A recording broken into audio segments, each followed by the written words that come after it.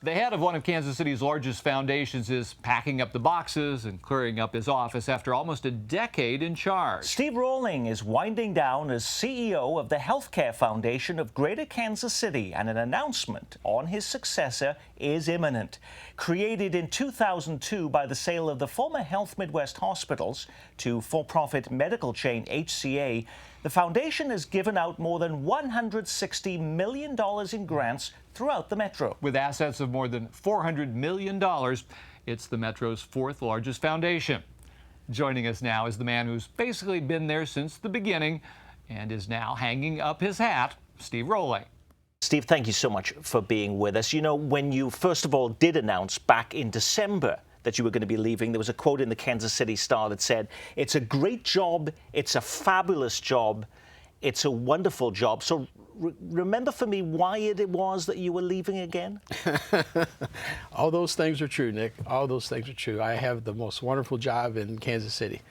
And however, about a year or so ago, I got my Medicare card. You don't understand that, but I got a little Medicare card in the mail. When you turn 65, you get a Medicare card. And that started my wife and I thinking. We both work pretty hard. My wife teaches at UMKC in the nursing school, and the nurse practitioner program, works in the doctor's office. I work quite a few hours, nights and weekends. We both do. We're recently, in the last 2 or 3 years, are now new grandparents. And so we started thinking about, is it time to start slowing down? My wife and I both have, our health is fabulous. We have a lot of energy, a lot of passion. And we've had a lot of friends who didn't retire until one of those things started to wane, particularly their health, and they started to slow down. And we didn't want to do that. We wanted to slow down while we still had our health and still had our passion, still had our energy. I hope to do something later in my career. I don't know if it's going to be full-time or part-time. I don't know if it's going to be volunteer or serving on boards. But I still want to be active in the community. But you've done a whole wide swath of different things. I mean, you were, again, for the last decade, head of the Healthcare Foundation. You were the head of social services in the state of Missouri under Bob Holden. You're the former publisher of the Business Journal. You could be going back to journalism. I could. But one of the best things about being a publisher is you have editors and salespeople and circulation people that do all the hard work. And your job is to kind of keep it all going and try to help them take it to the next level. Well, you've been the fourth largest foundation here in Kansas City. It's been amazing to me when you go over to your offices, as we have, because we have been blessed as being one of the groups that has been funded by the Healthcare Foundation over the years, that you are in a very modest building there on the Pioneer College campus of the Metropolitan Community Colleges. It just east of Prospect Avenue on 18th Street there, very, very modest. You live in a very modest office there. That was a deliberate effort from the start, even though your assets were more than $400 million. Nick, that was chosen by our original board, and I congratulate them for that. The board said if our mission is to help the uninsured and the underserved, and if that's what we're going to do, then we should not be in places other than in a place that we look out the window and we see our target audience. I look out my window and I see a bus stop, and it is full of people. So on a January morning, snow, rain, sleet, there are families there trying to get their kids to and from daycare or school on the bus so they can get to work. I come to work every day, drive down Prospect, drive down Truce, drive some of the streets. That's where we should be. If you're going to be a foundation that cares for the poor and the uninsured, we are in the poorest zip code of Kansas City, and I applaud our board for making the decision to put us there. When you look back at that last decade, what would you say has been the biggest accomplishment for you? When I worked for the Kauffman Foundation, I worked there for 11 years, and I was honored to work for them when Mr. Kauffman was still active and alive. And I had the opportunity to work directly with him for a couple of years before he became ill. And Mr. Kauffman said over and over again, money didn't solve problems, people solve problems. And his message to us loud and clear was, money can do so much, and the foundation, that's our role. But the real heroes are the people that you give the money to, because they're the ones who take care of the poor. They're the ones who take care of the elderly. They're the ones who take care of the uninsured.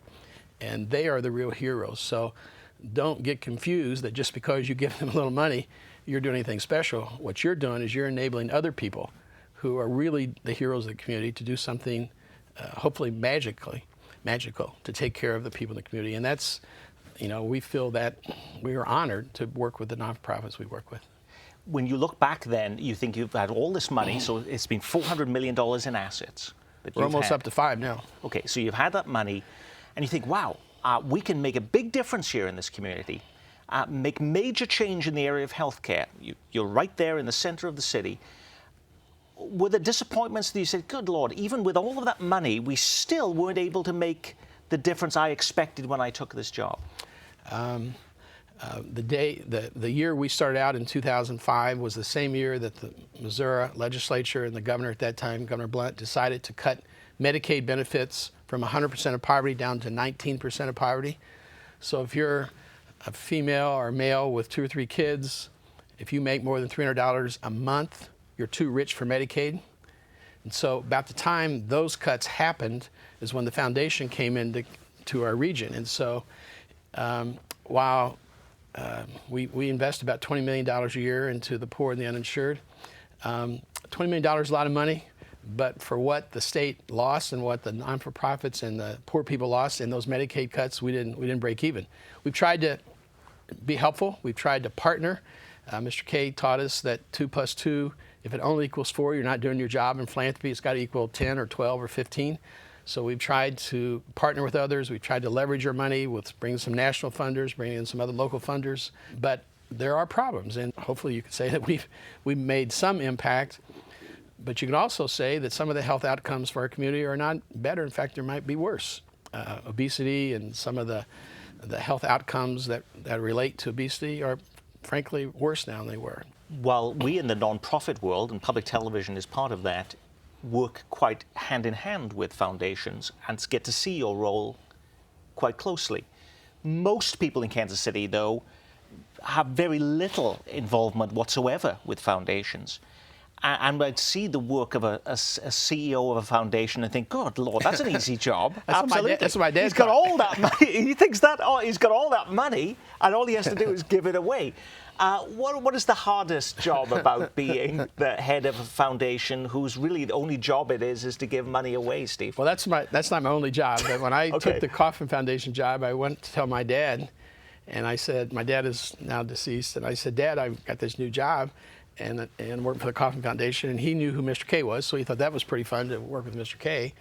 And he said, what does the foundation do? And I said, we give away money. And back then, people smoked, and he was smoking. He goes, Is that all you're going to do is give away money? My God, what happened? How is that a job? Do they actually pay you to do that?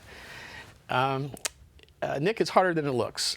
If you care about outcomes, if you care about results, if you care about the people you serve, we, since the beginning, have probably received $410 to $15, $20 million in requests, probably over 3,000 requests, well over 3,000 requests. We funded about $170 million. We say no, unfortunately, more than we say yes. And so that's hard. Saying no is difficult. Instead of doing a big event where you have a banquet or something for your retirement is at the Kauffman Stadium at a baseball game. And that sort of sums you up. I mean, you are a low-key kind of a guy. I have to say, as somebody who has gotten to know you over the years, you were a very unegotistical kind of a person, low-key. So it must be, you don't want much attention. No, I don't. And I tried to talk Karen Cox. It's killing you even to do this interview. I tried to talk Karen Cox out of doing anything. She's my chair of your board, yes. But she insisted. What you don't know about me, Nick, is I grew up kind of a wannabe athlete. And so I thought someday I was going to be playing at Kauffman Stadium or Busch Stadium in St. Louis. I was pretty good baseball player when I was young. And so somehow Karen found that out. She knew that I obviously liked baseball. So the opportunity to have an event at Kauffman Stadium is, it's baseball, but even more important, it's Mr. Kauffman. Mr. Kauffman has had a dramatic impact on my life. I only got to work with him a couple years, but he was a special, special person. And so having an event at his home, away from home, his stadium, is very meaningful to me. Well, we appreciate you, and we wish you well in your retirement. Steve Rawling, CEO of the Healthcare Foundation, thank you so much for being with us Thank you, on the Nick. Local Show. Thank you.